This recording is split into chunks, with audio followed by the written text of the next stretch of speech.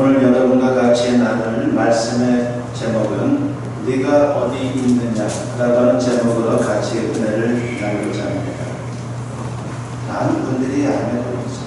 암의 종류도 얼마나 많은지 어떨 때 들어보면 처음 들어보는 암도 있어요. 지금도 암의 역사도 굉장한데 그 새롭게 들어보는 암이 있을 정도니까 암이 너무나도 많다는 거죠. 그렇습니다. 암세포라고 하는 것은 몸 안에서 생겨난 것에도 이 세포가 무슨 이유인지 자기 위치 또는 자기 기능에 대한 정보를 잃어버린 것입니다. 다른 기능은 다 정상이어서 세포 분열도 하고 번식도 왕성하게 잘 합니다. 문제는 자기가 전체 신체 속에서 해야 할 자기 역할에 대한 정보를 잃어버린 것입니다. 그러니까 자기가 어디에 있어야 되는지 또 여기서 뭘 해야 되는지 그걸 잃어버린 거예요. 주변의 여러 조건을 생각해서는 번식을 하지 말아야 하는데 자기 기능을 잃어버린 그 세포는 아무 때나 막 번식을 합니다. 시도 때도 없이. 그런데 그 번식된 세포가 똑같이 기능을 잊어버린 세포이기에 그 역시 또 막 번식을 해서 그 주변에 혹이 생기는 겁니다. 뿐만 아니라 이 암세포는 살기 좋은 데를 찾아 이동하기 때문에 암이 온 몸에 퍼져나가는 것이죠.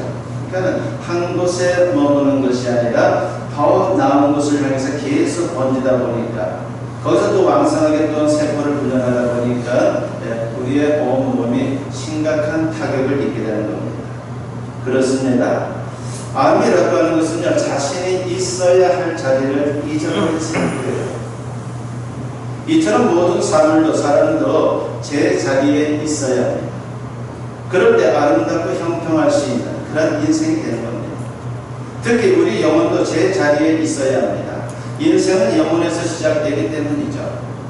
영혼이 잘 돼야 강건하고 범사가 형통하다는 거 요한 3서에서는 강조를 합니다. 창세기 1장에 기록된 대로 대체 하나님이 우주 만물을 창조하셨습니다. 모든 피조물은 제자리가 있습니다. 그 한가운데 만물의 영장인 인간이 있는 것입니다. 인간은 하나님의 형상대로 창조됐는데 거기에는 하나님을 닮은 존재라고 하는 의미도 있지만 하나님 앞에서 사는 존재라고 하는 뜻도 있습니다. 그러니까 인간의 제자리라고 하는 것은 다른 게 아니에요. 하나님 앞입니다. 그런데 인류의 시조 아담이 범죄함으로 하나님과 멀어지게 되었죠. 인간이 범죄한 후 제일 먼저 생긴 현상이 무엇입니까? 하나님을 피해 도망치는 겁니다.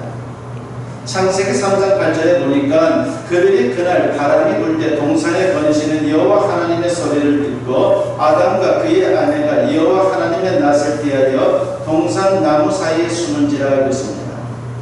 하나님이 나타나자 평소 같으면 반갑게 맞이했을 텐데 아담과 여자가 어떻게 합니까? 피하여 숨습니다.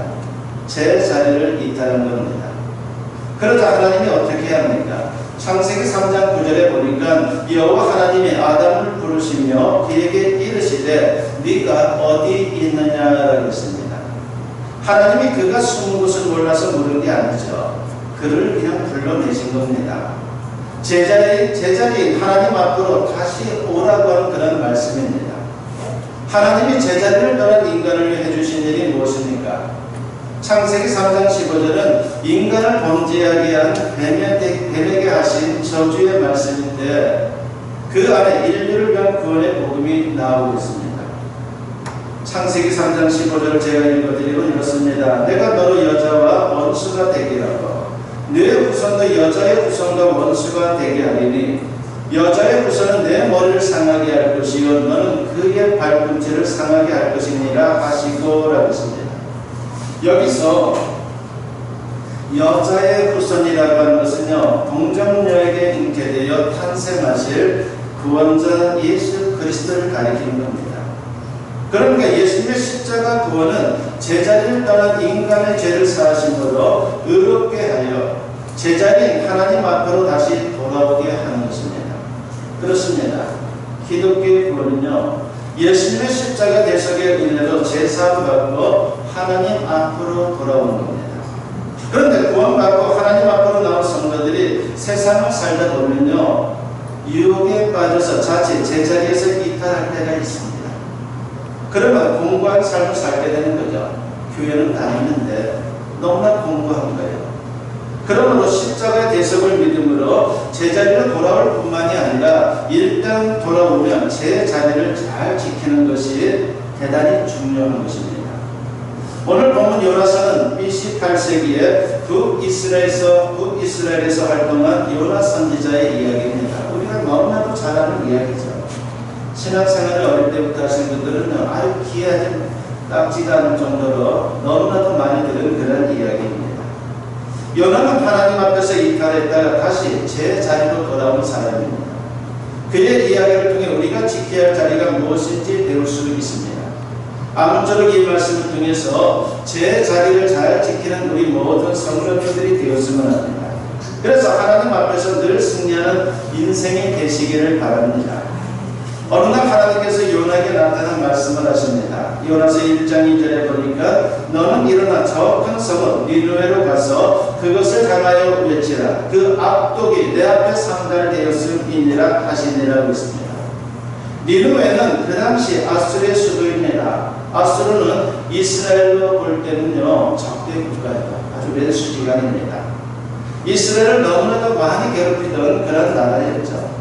더욱이 아수르의 죄악은 너무나도 심각해서 죄악이 관영했다라고 그렇게 표현될 정도입니다. 그래서 그들의 모습을 악독이다라고 표현하고 있는 겁니다. 그럼에도 불구하고 하나님은 그들을 회개시켜 구원하기를 소원하셨습니다. 그런데 그들에게 말씀을 전하려는 말씀을 들은 요나의 반응은 어떻습니까?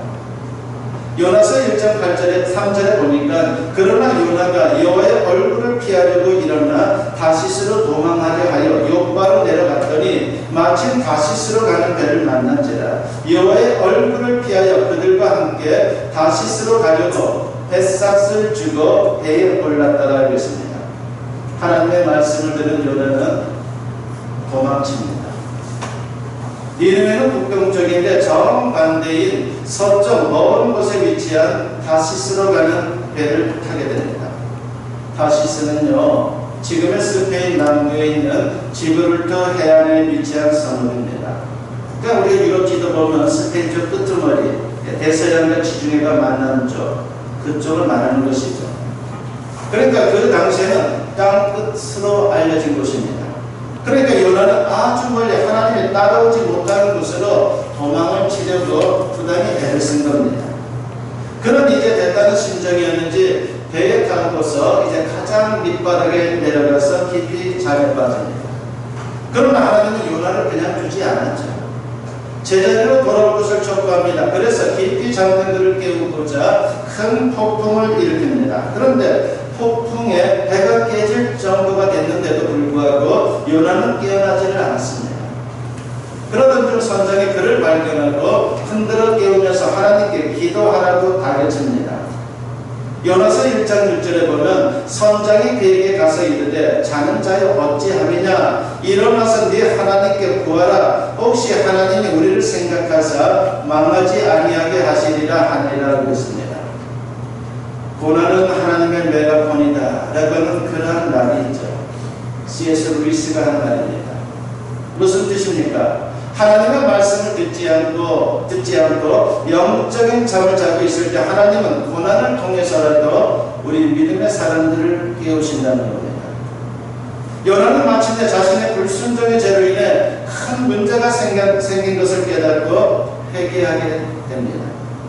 그래서 하나님의 진노를 멈추게 하기 위해 자신을 바다에 던지라고 말합니다.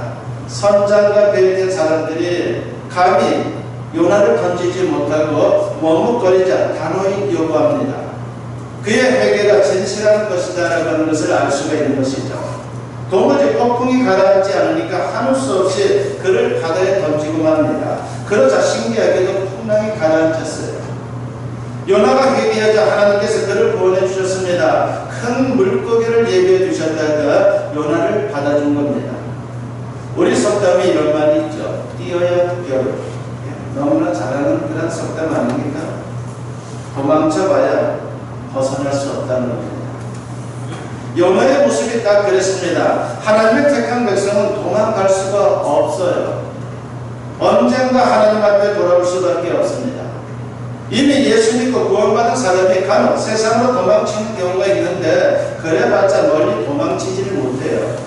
하나님 손 안에 있을 뿐입니다. 사실 요나가 물고기 뱃속에 들어간 것은요, 축복이에요. 왜냐하면 육신적으로는 고통과 두려움이었지만 영적으로는 하나님 앞 제자리로 돌아가는 것이기 때문입니다. 제자리로 돌아가니까 하나님이 책임져 주십니다. 물고기 뱃속에서 질식하지도 않았고 소화에게 녹아내리지도 않고 살아남았습니다. 그리고 결국은 승리하게 되죠.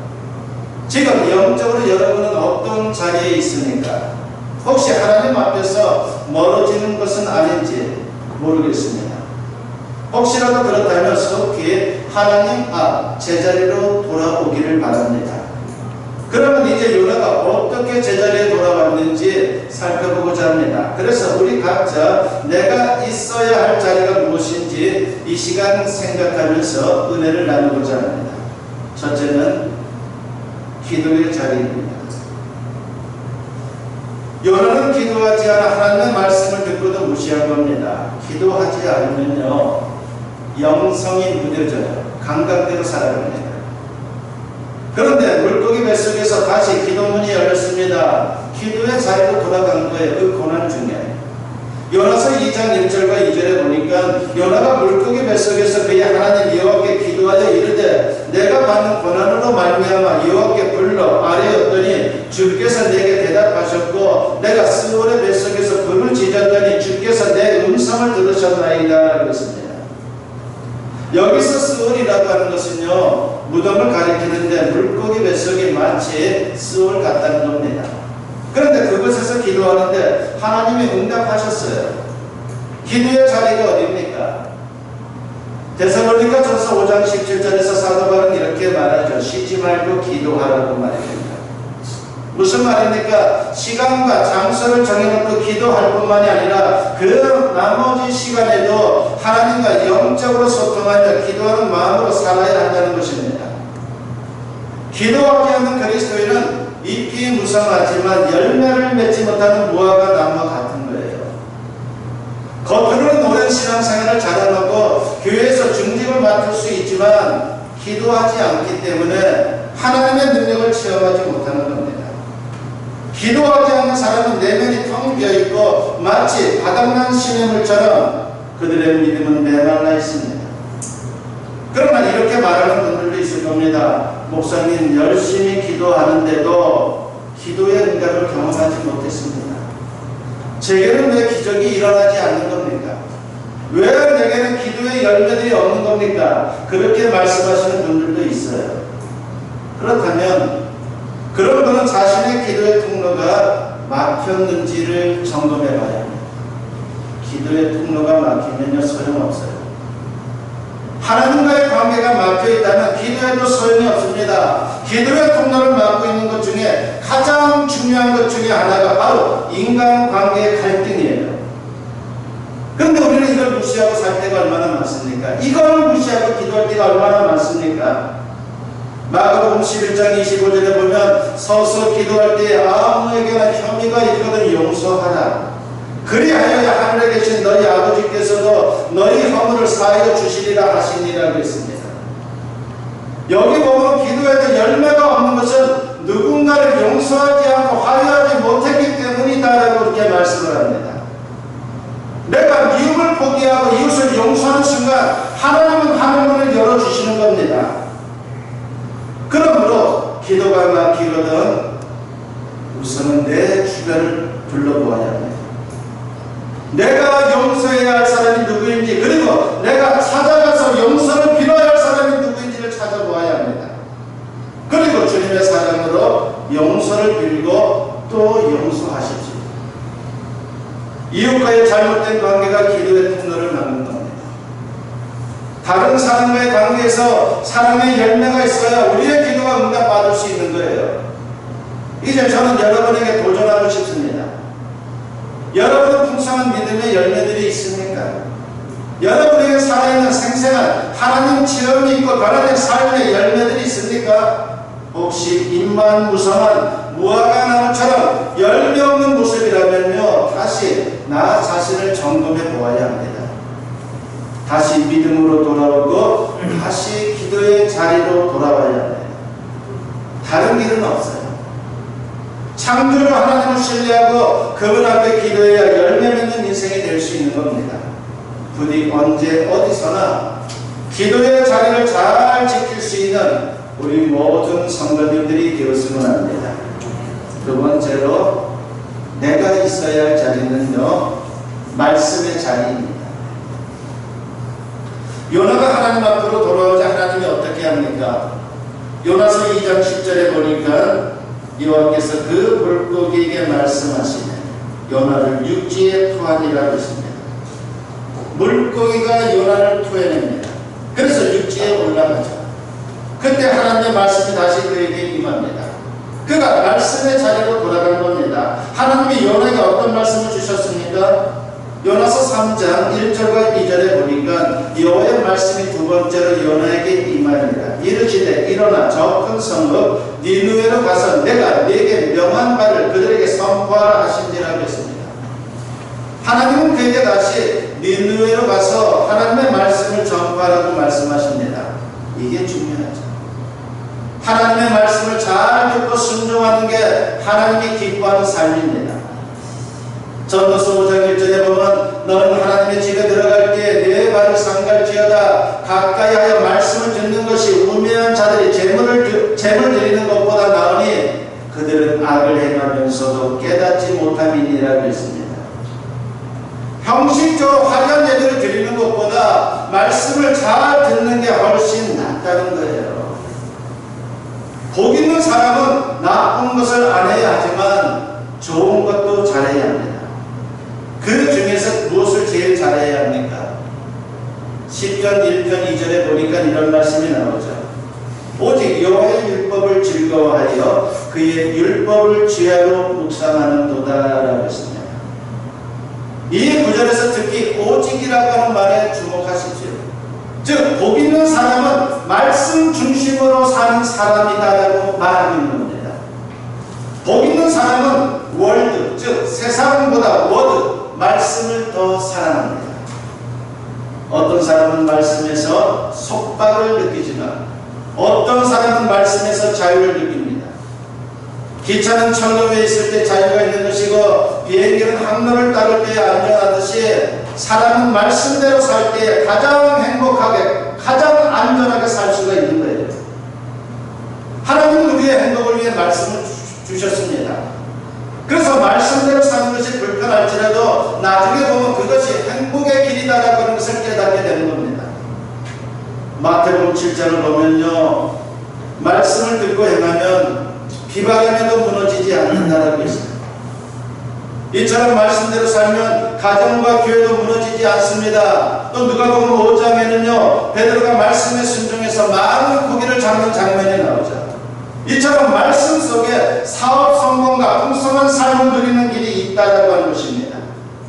언뜻 보면요, 자본이 있는 사람이 성공하는 것 같지만 결국 최종 승리는 말씀이 있는 사람의 것입니다. 미식 축구의 덴버 브론코스라고 하는 팀이 있습니다. 미국에 있는 팀인데 이 브론코스라고 하는 팀의 필드 골키커인 제이슨 엘람이라고 하는 선수가 있는데 지금은 물론 은퇴했죠. 이 제이슨 엘람이 이런 고백을 한 적이 있습니다. 저는 교회에서 자라 예수님을 믿었지만 하나님과의 인격적인 관계도 없었고 말씀도 몰랐습니다. 그러던 어느 날 성경을 읽을 때 말씀이 꿀맛처럼 느껴졌고 지금은 머리가 아닌 가슴으로 말씀을 이해하게 되었고 요새 필드골을 찰 때마다 주님이 함께 하신다는 말씀을 생각하면 엄청난 부담감을 이길 수가 있습니다. 라고 하는 그런 고백을 했어요. 말씀을 가까이 하는 삶은요, 평안을 얻게 되는 것이고 영원히 사는 거의 유일한 길이 된다라고 하는 것입니다. 하나님의 말씀은 인간의 행복을 위해 하나님이 주신 가장 위대한 선물이에요. 그러므로 말씀을 대할 때마다 어떤 선물보다 소중한 선물을 얻는 것처럼 즐거워하면서 말씀대로 살면 진정 복된 길이 펼쳐지게 되는 겁니다. 말씀대로 사는 것은 사실 쉽지 않지요. 하지만 하나님은 그 마음과 정성을 반드시 기억해 주십니다. 그러므로 항상 말씀의 자리를 잘 지켜서 인생을 형통하게 살아갈 수 있는 우리 모든 성도님들이 되었으면 합니다. 세 번째로 내가 있어야 할 자리는 사명의 자리예요. 요나는 다시 사명의 자리로 돌아가죠. 이제 비로소 진짜 선지자가 된 겁니다. 하나님이 그에게 주신 말씀대로 그는 순종함으로 사명을 감당했습니다. 니느웨가 제법 큰 성인데 그 성을 두루다니며 하나님의 말씀, 즉 회개의 메시지를 전했어요. 회개하지 않으면 40을 위해 멸망한다는 경고의 메시지를 듣고 왕과 백성들이 모두 회개합니다. 처음에는 걱정했어요.